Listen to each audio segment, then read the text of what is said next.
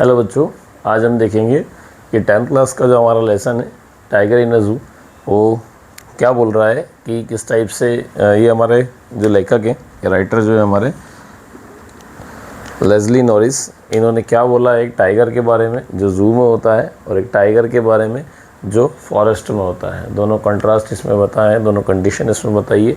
एक टाइगर जो ज़ू में होता है वो हेल्पलेस है। वो टाइगर क्या है कि वो एकदम हेल्पलेस टाइगर है और क्वाइट है एकदम, और limit to a few steps, और वो लिमिटेड है अपनी स्टेप्स में। उसकी जो भी स्टेप्स वो कवर करता है, जो भी स्टेप उसमें चलता है ज़ू में या फिर वो किसी केज में, वो जो है वो लिमिटेड है। बट जो फॉरेस्ट में टाइगर होता है वो फ्री होता है, पावरफुल होता है और उसका नेचुरल स्ट्रेंथ जो है वो शो होता है। इस टाइप से इसमें ये सारा सब कुछ इसमें बताया गया इस पोम में। और मैं आपको थोड़ा सा और शॉर्ट ट्रिक्स बता देता हूँ जो इसमें ये पॉइंट्स के द्वारा मैंने इसको समझाया है पोएम को, वो मैं आपको बता देता हूँ। Tiger in a zoo is very helpless and powerless. जो टाइगर होता है वो ज़ू में जब होता है तो वो बड़ा ही हेल्पलेस होता है और पावरलेस होता है। क्यों होता है हेल्पलेस और पावरलेस? जब उसको खाने को दिया जाएगा तब वो खाएगा, जब उसको रहने को दिया जाएगा, जहाँ उसे रहने को दिया जाएगा वो वहाँ रहेगा। इस टाइप से सारी चीज़ें होगी, ठीक है। Wants to hunt in a natural environment. वो नेचुरल इन्वायरमेंट में जो है हंटिंग करना चाहता है, वो नेचुरल इन्वायरमेंट में शिकार करना चाहता है, पर वो शिकार कर नहीं पा रहा है क्योंकि वो कहाँ है? ज़ू में है, ठीक है। Wants freedom from humans. वो ह्यूमंस से फ्रीडम चाहता है। वो रोज़ आती जाती गाड़ियों की आवाज़ें नहीं सुनना चाहता। वो रोज़ सोर्स ऑफ इंटरटेनमेंट नहीं बनना चाहता। वो एक टाइगर है और वो चाहता है कि मैं एज अ टाइगर मेरी लाइफ जो है वो जीऊँ, मैं फ्री कंडीशन में रहूँ। इस टाइप से मैं सारी चीज़ों को फ्री एक्सप्लोर करूं। मुझे किसी के ऊपर निर्भर नहीं रहना है, डिपेंड नहीं रहना है। चलिए इसके बाद में हम पढ़ते हैं कि इसका मैसेज क्या है। इसका मैसेज हम पढ़ेंगे जब, तो इसके मैसेज में आएगा wild animal should live in natural habitat not in cages, ठीक है।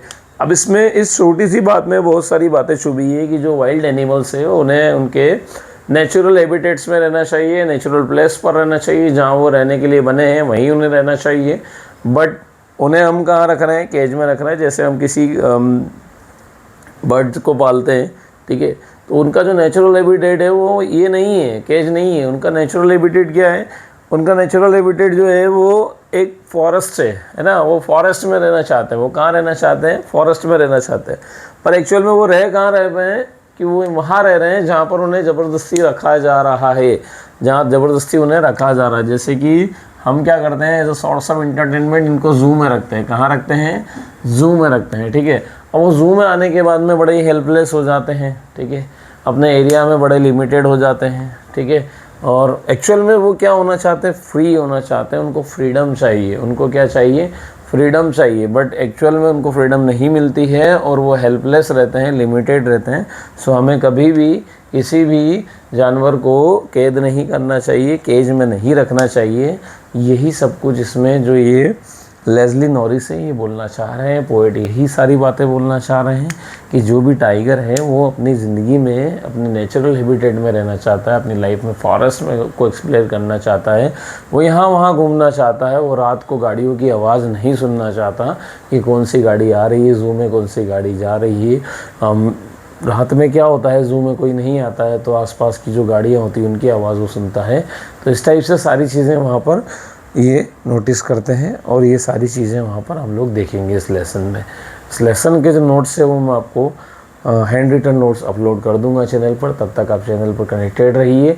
इस लेसन में अगर आपको कोई प्रॉब्लम आती है तो आप कमेंट्स करिए, आप कमेंट्स में पूछिए, मैं आपकी कमेंट्स को रिप्लाई करूंगा, या हो सकता है उस कमेंट के ऊपर छोटी सी वीडियो बनाकर मैं आपको अपलोड कर दूं, या आपके जो भी डाउट्स है उन्हें अपलोड कर दूं।